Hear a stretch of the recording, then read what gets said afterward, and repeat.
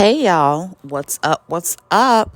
So, what we're going to be doing here, I'm going to be doing what most would call a review. It's probably going to look like and sound like a review for the most part. But what I'm actually going to do is critique the show. I'm going to be critiquing what the producers are trying to do, along with reviewing some of the actual topics and things that are happening within the show. So I'm hoping you guys enjoy it that way. I think it's important to critique the show in order to see if there's something salvageable with the way things are being done. So let's get into the the opening scene. So you have Courtney and Stormy sitting down talking about this whole thing with Martell going to jail, and they're like, "Oh, wasn't it over a text message?" And so Courtney goes on to say, he was like, "It was a text message. That's not DV. That's a phone charge." And I'm like, Courtney, do you mean like a phone charge you get when people back in the day when you would have, so you could only be allowed a certain amount of text messages, and then after that point they start charging you extra per text message? I'm like, do you mean that, Courtney? Like when people, like companies will send you a message saying, hey, you sign for our text messages, you may get extra charges and rates. Check with your phone provider. I'm like, it's Courtney, honey, it's not just, that's not what a phone, Courtney. Okay. I don't know what, I don't understand where he was coming from with that. That made no sense. I'm like, it is whenever someone is sending you threats in any shape or form through a phone call, through mail. Well, mail, that's a federal charge if you do it through mail. Through a phone call, through mail, through a text message. If someone's sending you threats, that is a form of DV. That is also a form of abuse, because what that person is doing is trying to disrupt your mental well-being and peace, especially if they are sending these things repetitively. Okay? If they are trying to disrupt your ability to operate throughout your day like a normal person, they want your day to be disrupted with feeling afraid and scared of what they may try to do. So I was like, y'all gotta quit with this whole, it was just a text message. Like, do y'all even know what the text message actually said? Like, that was the goofy part. Now, here's the thing. We're going to jump back to critiquing the show. What they're trying to do is set a stage for conversation. And I think what they're trying to do is discuss the things that are showing up in social media, but not get all the way into detail with them right off the bat, because they want to actually produce a show. So I think 99% of the people on that show knows what that text message entailed, but they want people to act as though they don't know the full story. Y'all know what I mean? Y'all follow me where I'm saying what I'm saying on this? Because as a show, they want this to play out and they want to get views and they want to get ratings. The thing about it is that the rest of us know the background of that, especially since it's something that's been going on for, was it like 2 years now? I think it's been like a 2-year type of situation where that has come up, and he's threatened, Martell's threatened Mel with that text message. So they're trying to reel it back in and kind of like just address it only on the show and act like they don't know the full picture.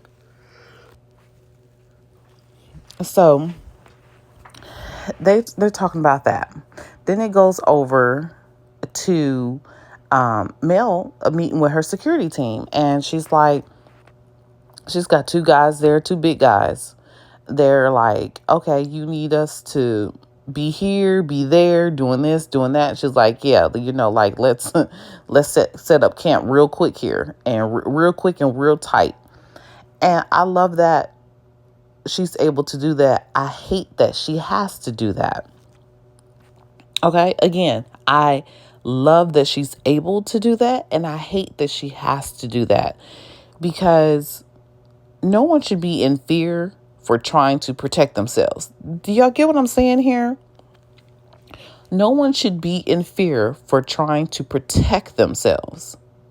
You are threatening me and trying to harm me, and I have to be afraid of what I did to make sure you would stop.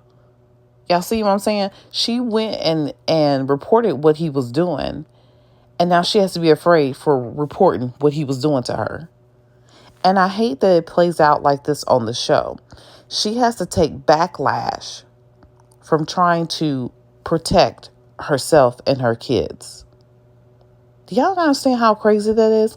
And that's very typical of DV situations. Very, very typical. I want to leave. I want to have peace. So now I got to be afraid for my life. Y'all, can we just pause and unpack that for a minute? You were threatening me, harming me, and I do what I need to do to try to save my own life and my kids' life and have peace. And now I need to be afraid for my life for doing such.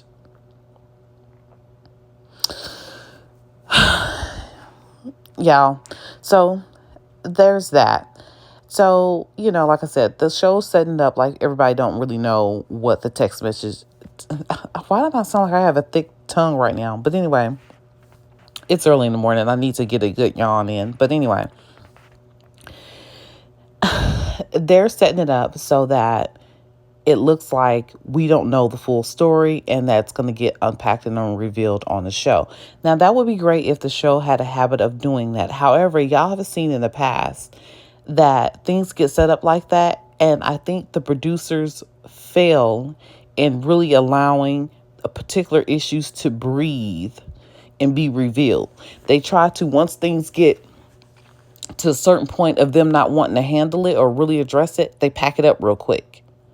So we could very well see this text message, let me say message correctly, being packed up by the next episode. No one's talking about it. Y'all know what I mean? Like, we've seen that before. Like, what happened to the whole issue about the harassing communications that everybody was trying to get into? I think, something just came across my mind. I think sometimes they think, well, we're going to let this play out, and then on the reunion, we're going to talk about it, which is foolish, because it ended up being like 20 episodes later. Let's go ahead and do a couple of episodes on airing this out, and let's figure out what we're really talking about here. Let's get into it deep. Let's go ahead and get into it. But I think at the same time, if you go into things too deep, the audience does get bored. So I can kind of understand the producer's position on that. All right, so let's move on to the next thing. Martell is sitting down with his mama. Child, y'all. I remember now why I used to click off every time they would have Martell sitting down with his mama, because the both of them together make me, I can't say that on YouTube. The both of them together hurts my head, because the conversations that they have are so, can I say asinine? Yeah, let's say asinine. The conversations that they have are so asinine that it's like, what are we doing? Why is this actually a scene? She on there, everything he said. I mean, I'm like, Miss Marlene, you sound like you just happy to be on the show to collect the little $500. Because why are you just, yeah, I know. Why would she do something like that? Why would she do that? Y'all got kids together. Why would she do something like that? Why would your son? And then he admits to sending her. He's like, well, I'll fight back though. She was like, you ain't doing nothing but minding your business, and everybody always talking about you, and all you trying to do is be a good father. And then she said the thing, I was like, oh no, oh Lord. No, she did not say, and you was a good husband. What? What? Miss Marlene, please blink twice if Martell has threatened to put you in a nursing home. If in this scene you don't agree with everything he says and then ended with him being a good father and a good husband, blink twice if he threatened to put you in the nursing home. Because I'll reach out to True T because she can raise a fundraiser, honey. I'll reach out to True T and get a fundraiser going for you, a GoFundMe to help you stay out of the nursing home if you can, allow to have your peace and tell the truth, because that I now understand a mother's love for her son, but that was way too far, y'all. She was agreeing with him on the most ridiculous thing, even to the point where he was like, Mom, you overdoing it. And he was like, no, I do fight back though. And that's why I sent her that text message. And I was just trying to tell her to stop bullying me. And she was like, yeah, you should better fight back for yourself, son. He was like, and then I sent the picture with it. And she just, even with that, she just had to just go along with it, like, oh, okay. Yeah, the picture. Oh, okay, yeah, so let's get back to you being a good husband and a good dad. Y'all, these folks is trying us all day.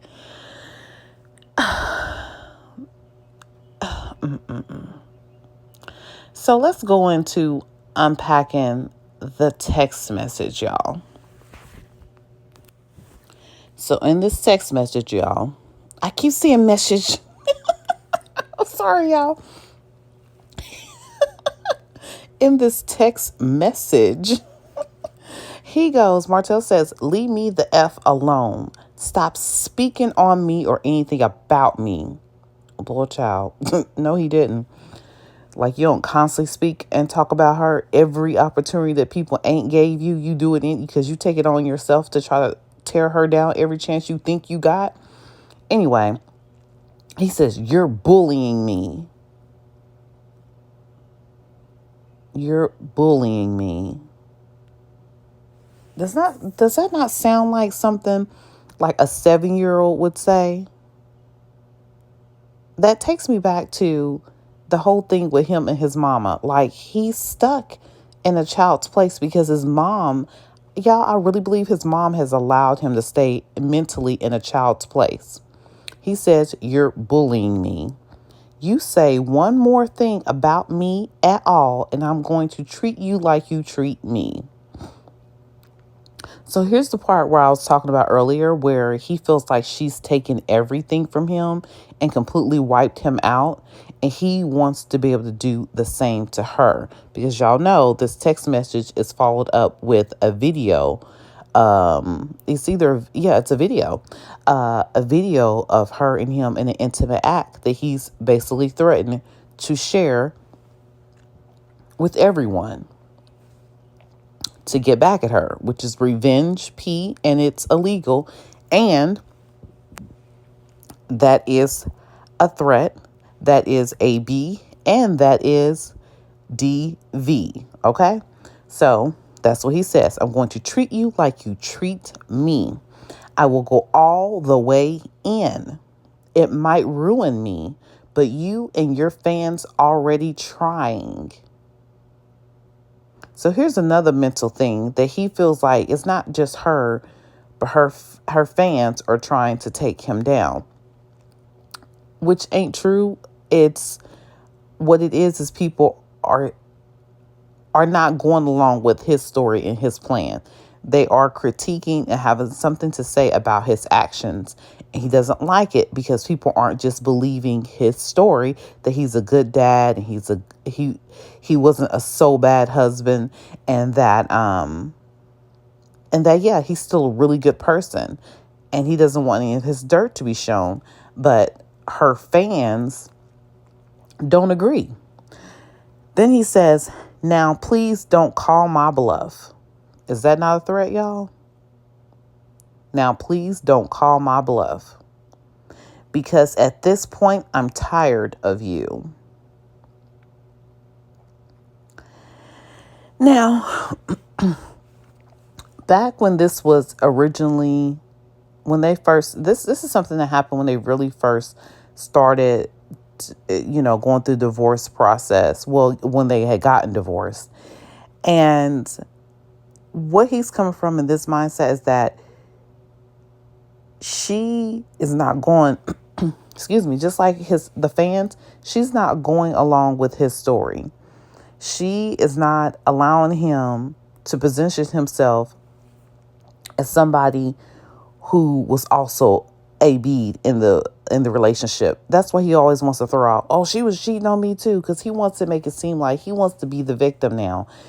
Even though he's done the most egregious things, he wants to be able to be the victim. And that goes back again to his situation with his mom.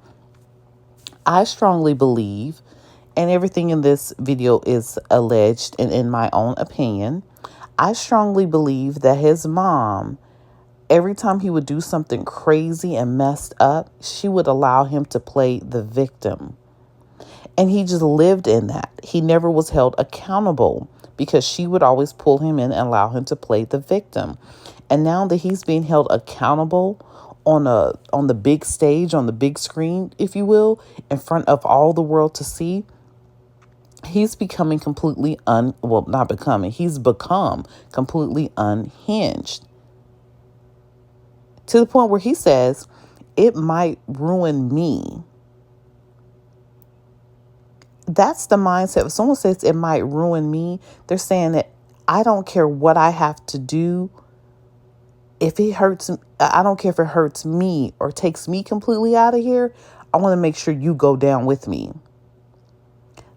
Y'all, that is somebody in a very scary state of mind. If someone says, I don't care if what I do to you hurts me, that is someone who's willing to harm themselves for the purpose of harming someone else. That is a very scary state of mind that this man is in. And you all cannot tell me that this is somebody who's mentally fit, and allegedly, and in my own opinion, this to me does not appear like someone who's mentally fit to take care of kids on his own. Not at this current, and not in this state of mind. If you say, I don't care if what I do to you ruins me, I just need to make sure that you are harmed.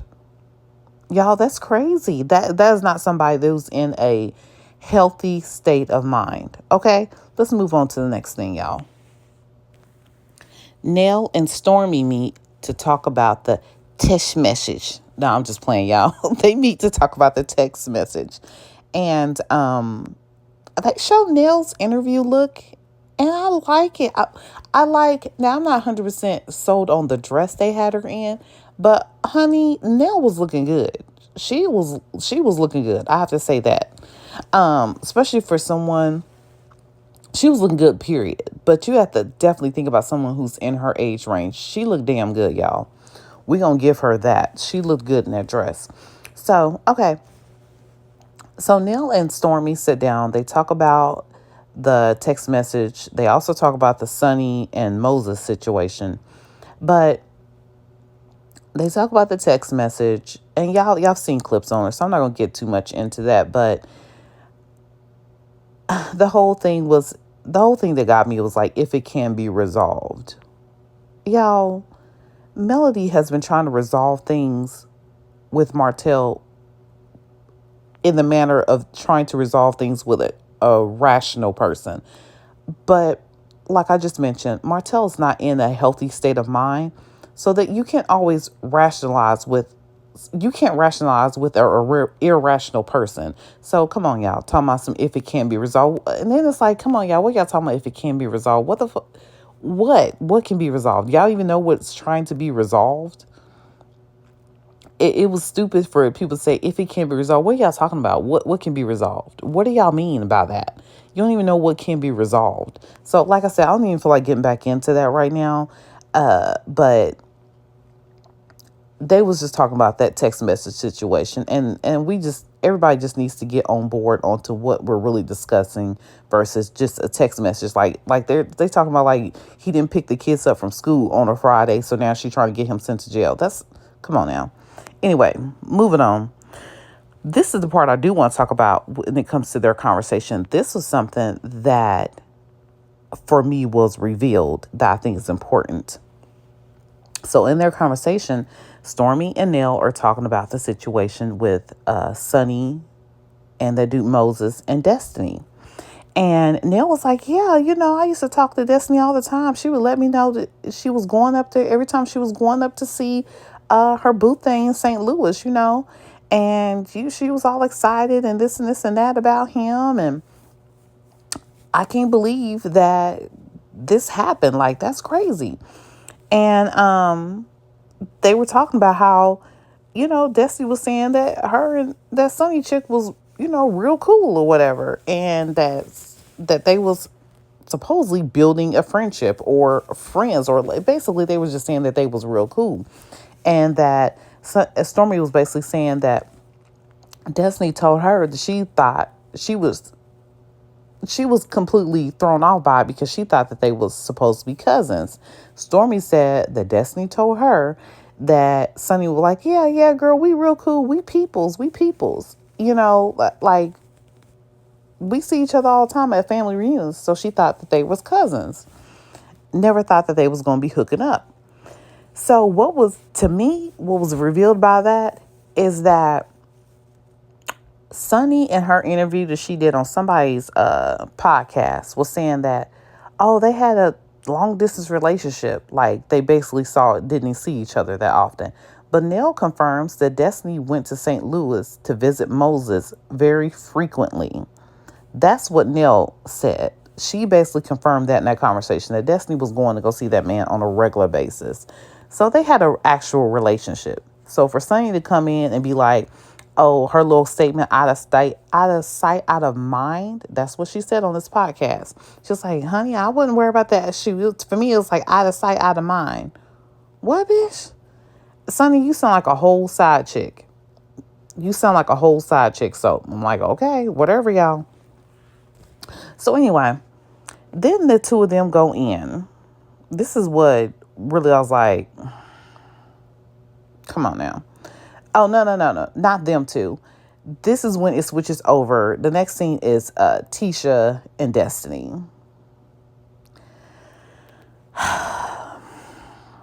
Tisha and Destiny is sitting down talking.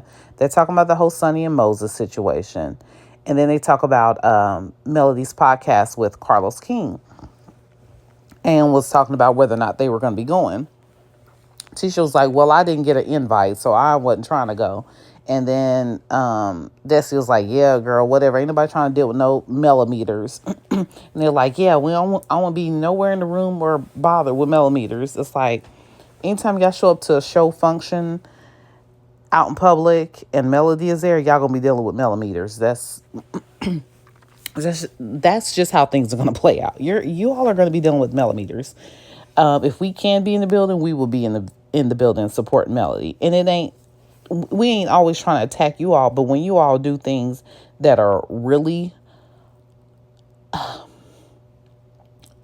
let's say, anti-woman, when you all are supporting AB, we're going to have something to say about your actions. We are not attacking you individually, but we are going to address your support for AB and you pretending like you don't see things that you actually do see. Okay?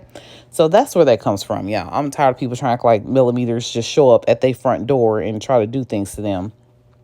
Even with that situation with Black Titanic, and she went down to Stormy's warehouse, which that wasn't that lady's house. It wasn't her front door. And from what I heard, she had orders that she was trying to place with that girl's company because people wanted to try her products. But a lot of her people that she was bringing those orders from are people who do not deal with the internet, which my mom is one of those people. Mom don't do nothing on no internet. So I can understand why she was trying to bring down to that lady's warehouse. If she had ill intent, I don't know. I wasn't in Miss Black Titanic's mindset, which I don't think she was. However, that's the story that people are spinning. That anybody who's a millimeter is out to get everybody on the show, and nobody needs to promote or support the millimeters. So whatever, y'all. I'm being a little long-winded, but I'm about to wrap this thing up. So they start saying something about, yeah, the millimeters. Destiny gonna say the millimeters are a bunch of broken, unhappy women, and Tisha's like, yeah, they're evil and toxic, and they just go on about us being millimeters being broken, unhappy, evil, and toxic people. First of all, Destiny and Tisha, y'all need not to ever talk about somebody being broken and unhappy women and being toxic. Are you serious? And evil. Because Tisha, you done did plenty of underhanded evil things to people who were trying to befriend you and help you get a leg up, you and your husband. So let's not go there. And we definitely ain't going to talk about being unhappy. Because every time you show up in the scene, you being unhappy in your situation and you acting like you, the dude from Get Out, being put under and operating outside of your body just for the sake of saying that you got a happy marriage, girl, bye. Have several seats. Let's not do the unhappy, evil, and toxic. Tisha. Destiny. Toxic. You showing up at at your friend Martell's birthday party with his side mama. His side chick. His side baby mama. With his side chick photographing, filming Melody's kids when you know she cannot film and post her own kids on social media. You filming her kids and placing them on social media. That's not toxic. And you always showing up with your face frowned up. So you show up every day unhappy. And all you do is talk about how broken you are and how people have done you wrong. So let's not talk about how these millimeters are a bunch of broken, unhappy, evil, and toxic women.